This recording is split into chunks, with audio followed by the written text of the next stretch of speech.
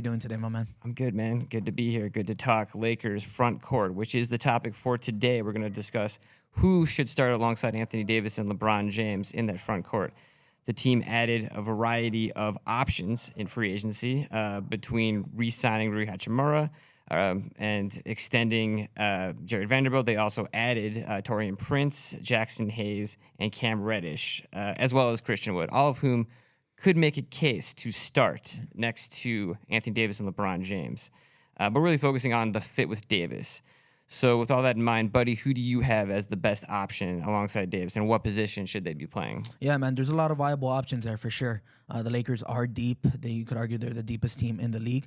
But out of those, I'm gonna still have to go with Jared Vanderbilt. I know he didn't really have the best of postseasons, especially not postseason, but the final stretch of it, the Western Conference Finals against the Nuggets. He really got exposed there. But I think that his work in the offseason, particularly on offense, will help him out a lot.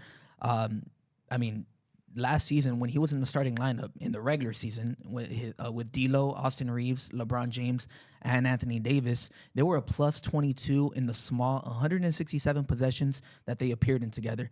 I don't know if it will get better than that, but I mean, that is as good as it can get, and we've seen it before, so that could definitely work. If his offense doesn't really build up, I mean, his offense in the postseason obviously was a big concern, but in the regular season, it is a different story, and I think that it could propel the Lakers to where they want to get, at least standing wise, or whatever their, whatever their goal is. If they want to get first seed, whatever that case is. But Jared Vanderbilt, he'll hit 32% from three in 2023, with possibly an expanded opportunity, and if his offense does get better, he could maybe stretch that to maybe attempting 3 or 4. If he knocks down 1 or 2 of those, I think that'll be a huge help for the Lakers, especially if Anthony Davis and LeBron James are in the lineup with him. Obviously, his defense is the reason why he was there. But Alex, who do you feel like is going to be that guy next to Davis? It's a good question. I think Taurean Prince is my pick. However, I did want to say the big thing with Vanderbilt that we have to worry about is he's wide open when he takes these corner threes, right? And we don't know that he's going to be given so much leeway if he starts actually knocking them down consistently. So I'd just be a little worried that defenses would concentrate on him if he actually got good at that. But anyway, yeah, I think that Taurean Prince is my pick because I feel like he might be the best two-way option. Now, of course, the big issue with Vanderbilt or Prince is that they would both require Anthony Davis to stay at center, which he hates doing, apparently. He is a center. Like I know he can fight it as much as he wants, but he is a center. He's 6'10". He's huge. He's the best defensive big man in the NBA, or at least one of the best 3, and he needs to be at center in the postseason. So it's really important that he gets those reps in the regular season anyway, which I think is why both of our arguments make sense. We keep him at center, which is his real position now. Right. My thing with Taurean Prince is that he is probably the best two-way option among the guys we've talked about. I think Vanderbilt's great on defense. I think Christian Wood's great on offense. Jaxson Hayes projects to be really good on defense, hasn't quite shown that offensive game. And Prince can give you both things. He's really a 3/4, but with LeBron James, it depends on what LeBron James wants to do. I think Prince can be a small ball and he can stretch the floor. That's last season he made 38.1% of his 3.6 3-point attempts. He shot 46.7 from the field, 84.4% from the free throw line. So it's just a knockdown shooter. Averages 2.4 boards, 1.6 assists, 0.5 steals, 0.3 blocks a game, 9.1 points. And that's in 22.1 minutes. His actually per 36 numbers are about on par with Rui Hachimura's regular season per 36. He just doesn't need to play that much, and he's comfortable in that role. He's also getting paid to be in that role. He's making, I think, like $4.5 million. So I don't think he'd mind creating space in the lineups for the other guys. Whereas if you get a Christian Wood in there, I'd be worried that he would want to play 30 minutes a game, and some guys would miss rotation time and be sour about it. So I think he's the kind of non-selfish, all for one for all player that would really fit. I think Vanderbilt works in that way too. My issue with him is the offense.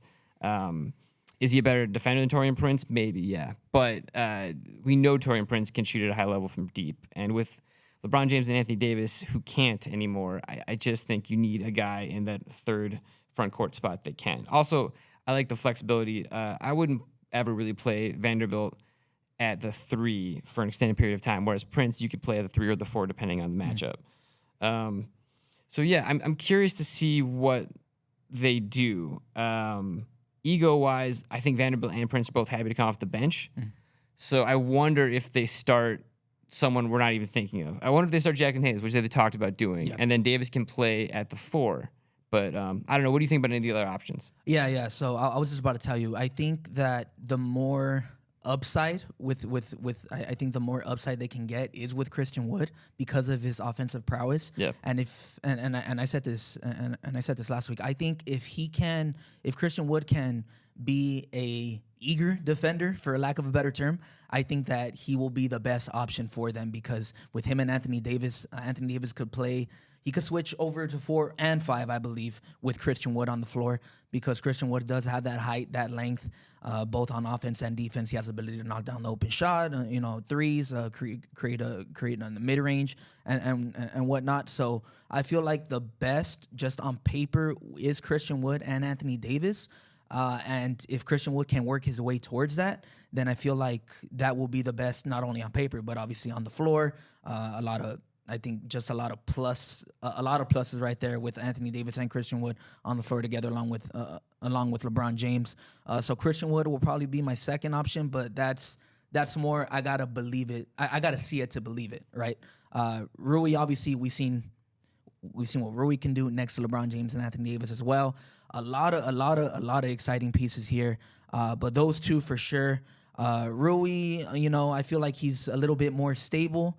The defense is a little worrisome because of what we've seen last year, especially how Jokic kind of bodied him up there. Jared Vanderbilt also too, not really the most stable defender in terms of how he can guard big guys. Those three are the best. I know you mentioned some. What are your thoughts on what you just asked me? Yeah. Well, I think Rui might have the most upside actually. Because as a true power forward, Jaxson Hayes, if you run the center with the highest upside, he makes the most sense, I guess. Christian Wood right now might be the best fit if you want a center next to Davis. Wood can play center or power forward. He's 6'10". He's big. And he can defend when he feels like it. He just has never done it consistently over the course of an entire 82-game regular season. The big issue with Hachimura is the shooting. He has the outlines of a great shooter. He looked like an amazing shooter in the playoffs. Let's look at his numbers. He was like the best shooter ever. It was insane. He couldn't miss. He shot 55.7% from the field, 48.7% from 3 on 2.4 attempts, 88.2% from the free throw line. That's elite numbers. And it was like, he played 24.3 minutes a game, 12.2 points is the average, and then 3.6 rebounds. But so the point is, it wasn't like playing 10 minutes. It was playing real minutes in meaningful games. But in the regular season, the three-point shooting was not there. It was 29.6%. Yikes. And for his career, it's better. It's 34.7%. But I'm just worried that he had trouble fitting in alongside the Lakers personnel. So I'm a little worried that the three-point shooting might not be there the way that it was in the postseason. But I think on paper, there's a reason they paid him so much money. $51 million for 3 years. It's because of his upside. He's only 25 and he has room to grow. So, I love Hachimura. I'm worried about Wood. On paper, Wood seems awesome too, but he's kind of a loose cannon a little bit. He's 7 teams in 7 years, right? That's worrisome. Never made the playoffs. He's been on a playoff team because he was on a Bucks team 1 year, but he did not finish the year on that Bucks team. So with Darvin Ham, actually, as an assistant coach. I just feel that there's so many cool options, and I'm excited to see what happens. The Hayes thing, I guess, worries me the most if they're actually going to try that. I don't think they wouldn't close with that lineup. They can't close with that lineup. But Christian Wood would be really cool because of the shooting and the size. Yeah. Right? Like LeBron James is listed at 6'8". He's more like 6'9". And then Wood and Davis are both listed at 6'10". So that's just a jumbo-sized front court. Davis is pretty quick. LeBron is pretty quick when he wants to be. Wood, lateral quickness might not be there, but he's got hops. So I wouldn't really worry about that. I think defensively, it has the outlines of a good front court, especially in the West where you have to worry about the size of the Nuggets specifically. We've heard, I don't know if we've talked about this much, but the Suns, there's talk of the Suns moving on from DeAndre Ayton and possibly facilitating part of the Damian Lillard deal and getting like Yusuf Nurkic to upgrade their defense. Yeah. So I mean, on paper, Nurkic is a better defender than Ayton, right? But he's not as athletic, and he also gets hurt all the time. So I'm not actually that worried about that. But it's really the Nuggets that I think would be the big concern for the Lakers. Yeah, most definitely, man. I think that. Look, I think this is all great. This conversation is great. There's no lack here. The Lakers are very, very deep, and whatever Darvin Ham and the coaching staff see, I'm gonna ride with it. They're the ones that are seeing them every single day. They're the ones that are on constant communication with them. They know their ins and outs and things like that. So whatever the coaching staff decides to do, I'm all for it. And this is a good problem to have, right? I mean, we're talking about this instead of what the hell are they gonna do with Russell Westbrook? Who are they gonna trade for? Are they gonna get Buddy Hield? Right? These are all good problems to have. And, we're only a couple days away, and, this should be really, really exciting to see. I totally agree. That's another thing. What a change from the last offseason. No doubt about it. What a bountiful time to be following the Los Angeles Lakers. For sure. No doubt. Well, thanks so much, buddy. And thanks so much for joining us, everybody. And we are looking forward to this Los Angeles Lakers regular season.